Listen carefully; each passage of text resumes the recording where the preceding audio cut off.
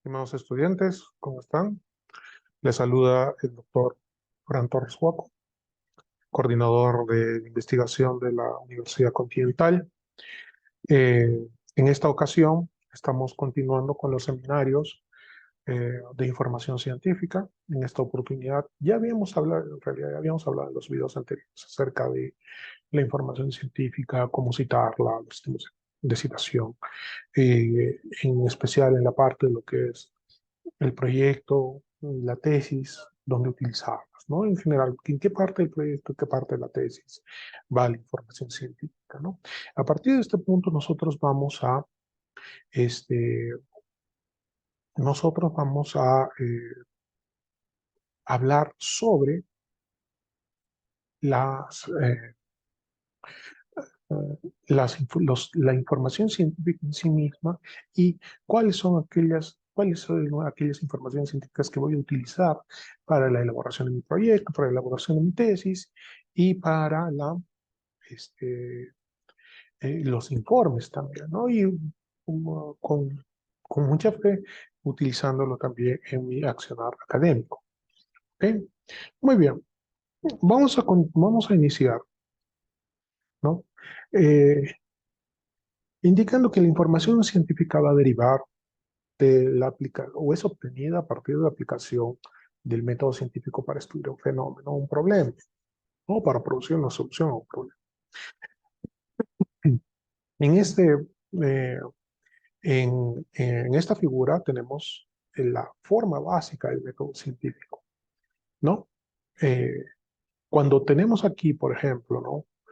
una, cuando hemos observado un fenómeno de la naturaleza, queremos resolver un problema, vamos a elaborar una pregunta, ¿no? La pregunta puede ser tan específica o abstracta según nuestras capacidades, pero dentro del método científico, el siguiente paso, y es un paso neurálgico, es la búsqueda de información. Esto ya habíamos hablado anteriormente, ¿no? No cualquier tipo de información, sino la información científica, ¿ok? ¿Por qué es importante eso? Porque a partir de la información científica que simplemente obedece a la siguiente cuestión, ¿no? Tenemos que tener en consideración lo que hayamos visto o lo que hayamos pensado, observado, que queremos estudiar, ya ha sido pensado, observado o estudiado por alguien más. No tal vez lo mismo, pero sí algo muy parecido. De tal manera que tenemos todo ese bagaje ya disponible para poder utilizar esa información. Y esa información tiene ciertas características que la hacen muy importante y sobre todo que sea utilizable. A partir de esta información podemos estructurar una hipótesis correcta. ¿Para qué es la hipótesis? Simplemente es una tentativa de respuesta a la pregunta de investigación formulada. Y se caracteriza porque podemos probarla como verdadera o falsa. ¿Ok? Eso es muy importante. Pero ¿cómo la probamos verdadera o falsa? A través de mediciones, experimentaciones, que también son métodos, técnicas, reactivos, procedimientos obtenidos a partir de esa investigación de fondo. Es muy importante tener en consideración eso. Es muy pocas veces en la actividad científica se innova un método, que ese es un procedimiento en sí muy complicado para realizar. Una vez hecho eso, y también a partir de esa información científica nos va a permitir cómo podemos analizar esos datos a partir de las mediciones obtenidas, ¿no? Y una vez eso podemos validar nuestra hipótesis como verdadera o falsa. De tal manera que noten ustedes que la ciencia es, como ya había dicho, aquel conocimiento a partir del mundo natural, del fenómeno, del mundo natural, fenómenos, aplicando el método científico. Y el método científico nada más que es un proceso que es reflexivo, sistemático y metódico, y nos permite obtener conocimientos y a partir de ellos solucionar problemas. ¿Ya? Existe esta reflexividad, sistematización y el procedimiento metódico nos permite que esta información sea reproductible. Es una de las características de la información científica. Por eso es que se diferencia de otros tipos de información, por su reproductibilidad. ¿Qué tipos de información existen? ¿Qué tipo de información científica existe? Existen dos tipos. Normalmente este término literatura científica blanca es un término que se utiliza en un campo científico llamado bibliometría, ¿no? Y que simplemente eh, establece que la información científica, obviamente obtenida a partir de la aplicación del método científico, la cual sea publicada por empresas editoriales especializadas, las cuales esta información las van a someter a través de un proceso que se llama peer review o revisión por pares. ¿Qué quiere decir esto?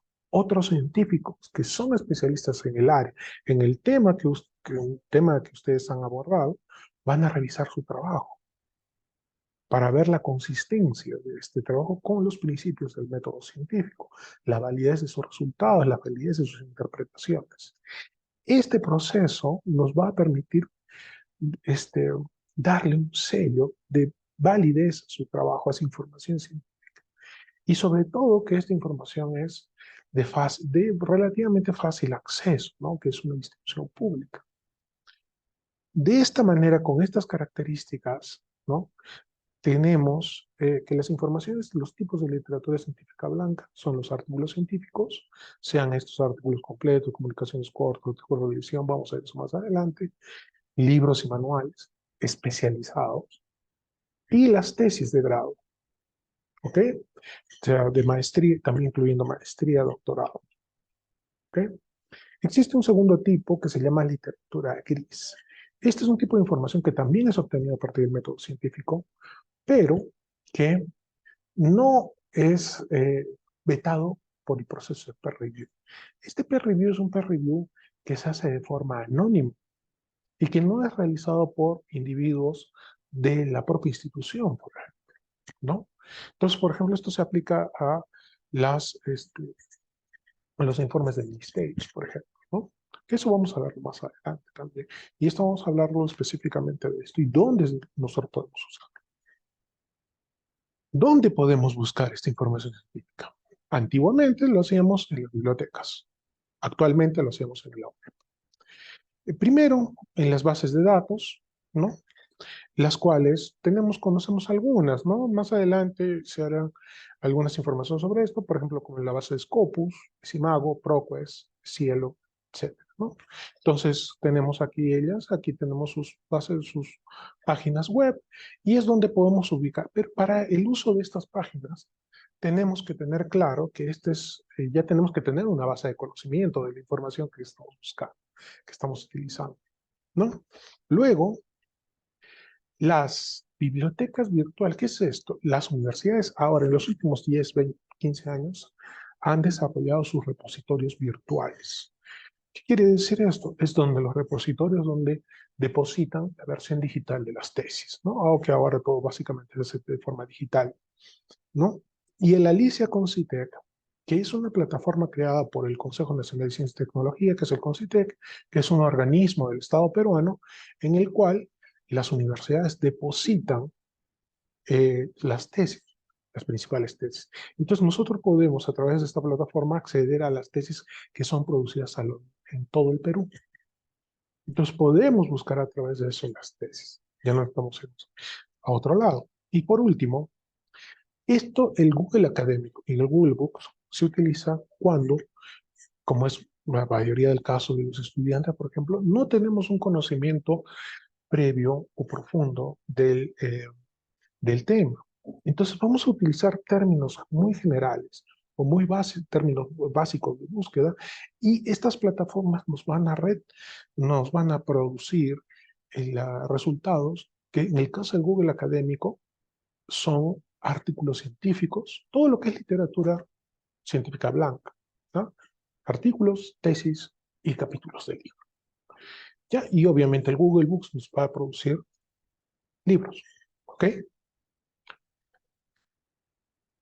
La búsqueda, como se estaba indicando, depende del grado del conocimiento que uno tenga. Para poder, cuando es así iniciante, nivel inicial, tenemos que utilizar Google Académico. Ya si tenemos algún conocimiento del tema, podemos utilizar las bases de datos. Y si ya somos especialistas en ese conocimiento, ese tema, podemos utilizar el Google. El Google solamente se utiliza como una herramienta de búsqueda específica, o sea, nuestro término de búsqueda debe ser específico. Profesor, Wikipedia, Rincón del Vago, no son fuentes de información científica. No. Algunos sí van a discutir qué es información, literatura científica gris, pero esos son otros 500. En nuestro caso, estos fuentes de información nos van a permitir a son utilizados para la identificación de términos de búsqueda que nos van a permitir que nos van a permitir hacer una mejor búsqueda en Google Académico en las bases de datos, ¿no? Y por último, el inglés es esencial. En el siglo XX y siglo XXI, el lenguaje de la información científica es el inglés. Cuando ustedes accesen al Google Académico y ustedes utilicen los términos equivalentes en español e inglés, ustedes van a ver la diferencia entre la cantidad de información que existe. Entonces, el inglés es muy, muy importante. ¿Ok?